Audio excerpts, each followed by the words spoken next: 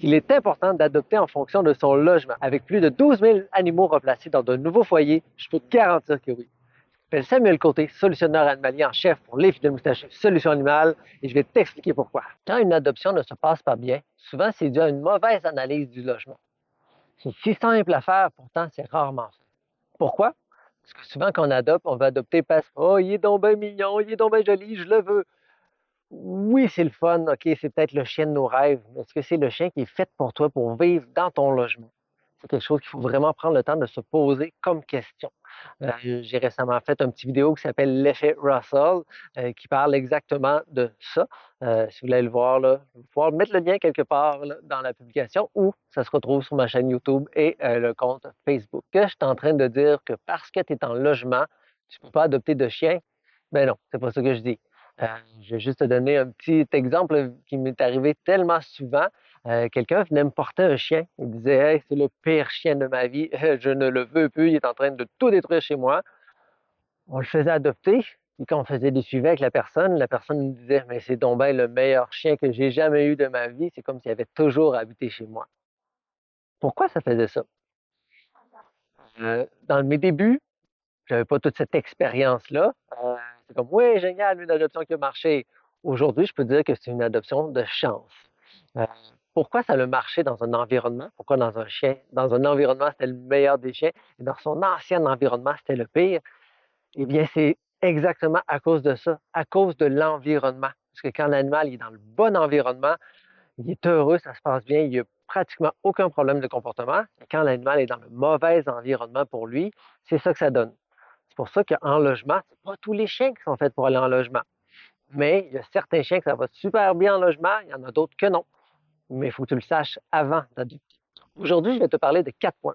J'ai fait un document qui s'appelle Mieux connaître mon environnement pour vraiment t'aider quand tu veux adopter un animal, quand tu es sérieux dans tes démarches d'adoption.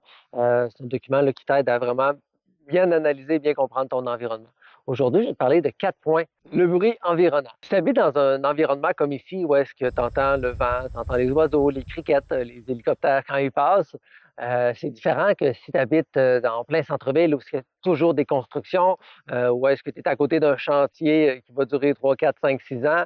Si tu es à côté d'une boîte de nuit ou est-ce que c'est un restaurant le jour, la nuit, ça n'arrête pas de faire du bruit et du monde, c'est vraiment différent. Parce qu'un chien qui est anxieux, habiter dans un endroit où il y a beaucoup de bruit, il va toujours être sur le qui-vive.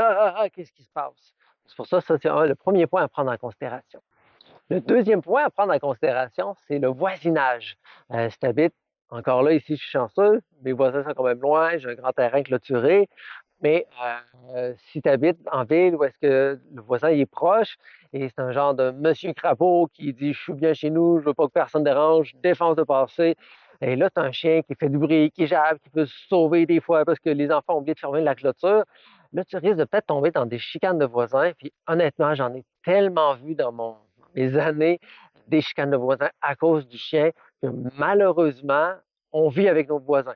Fait qu'avant d'adopter un chien, des fois, c'est de prendre en considération quel type de chien je vais adopter en fonction de mes voisins.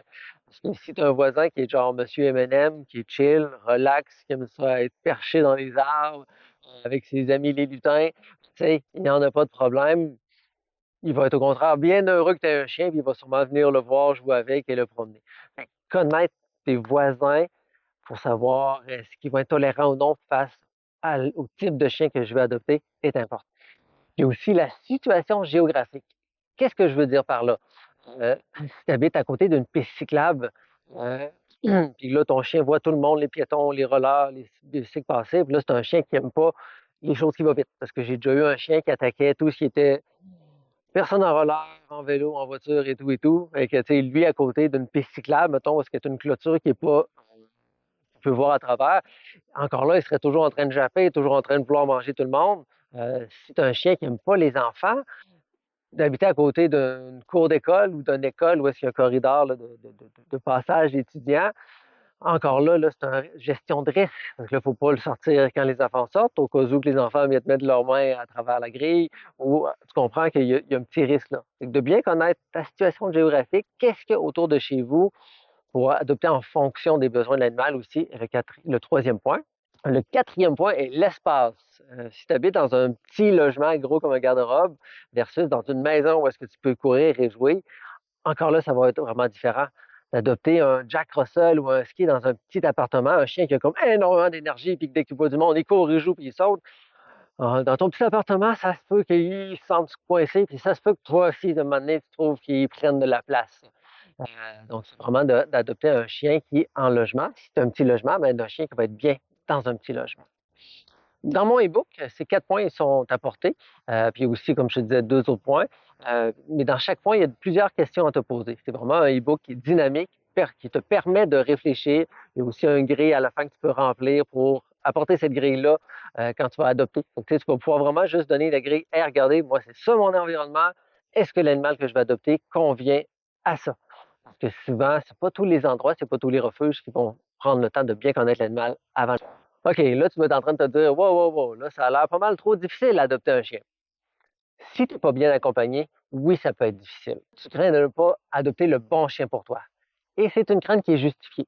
Si tu ne prends pas le temps de bien réfléchir, de bien analyser ton environnement avant de commencer tes démarches d'adoption, ça se pourrait que tu aies une adoption qui ne soit pas nécessairement facile.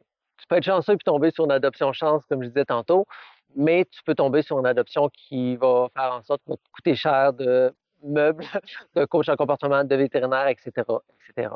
Et on s'entend aussi, aucune adoption peut être sûre à 100% parce que chaque animal a des besoins différents, chaque animal a une personnalité différente. OK, j'analyse bien mon environnement, mais à quoi ça sert si je ne connais pas les besoins de l'animal? Tu as totalement raison.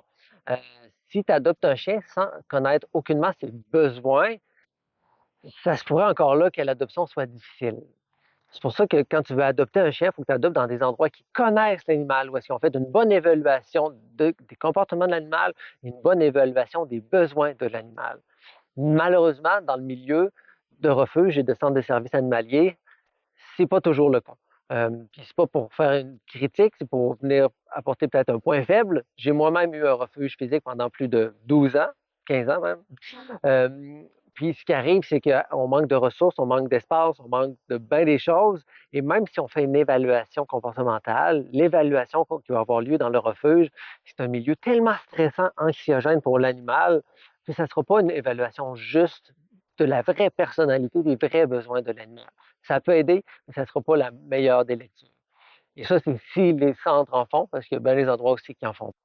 J'ai parlé de cette réalité-là, de l'évaluation dans les refuges, dans une petite vidéo, que je vais mettre le lien aussi si jamais ça t'intéresse de le regarder. Donc, c'est pour ça que j'ai mis en place mon processus de prise en charge et d'adoption Les Fidèles Moustachus Solutions Animales. C'est un processus qui nous permet de vraiment bien venir connaître les besoins de l'animal et où ce qu'on fait, c'est qu'on veut faire une alliance idéale entre un animal, un chien et l'environnement. Pas nécessairement entre les tuteurs. On veut l'environnement idéal. C'est sûr que dans l'environnement, il y a les adoptants, il y a les tuteurs, mais c'est vraiment ça le but du processus. C'est de regarder, voir, OK, je connais bien mon chien que j'ai à l'adoption et maintenant je le place dans le meilleur des environnements pour lui, où est-ce qu'il va être heureux et qu'il va pouvoir s'épanouir avec ses humains. Si tu as aimé la vidéo, le partager, commenter, ce serait super génial. Si tu crois en la cause animale, c'est comme ça qu'on va aider à améliorer le bien-être de nos animaux ici au Québec. Il y a aussi l'infolettre. Une infolettre, si tu es dans des démarches d'adoption, à chaque semaine, on envoie les animaux à l'adoption. Donc, tu n'auras même pas besoin de commencer à faire des recherches. Tu vas les avoir directement dans ta boîte aux lettres et dans ta boîte aux lettres, dans ta boîte courriel. Et si les animaux à l'adoption ne t'intéressent pas, ben, il y a aussi des trucs, des conseils, tout plein de choses sur les animaux. Avant de partir, je veux juste qu'on te rappelle qu'ensemble, on peut bâtir un nouvel avenir pour nos animaux. Merci.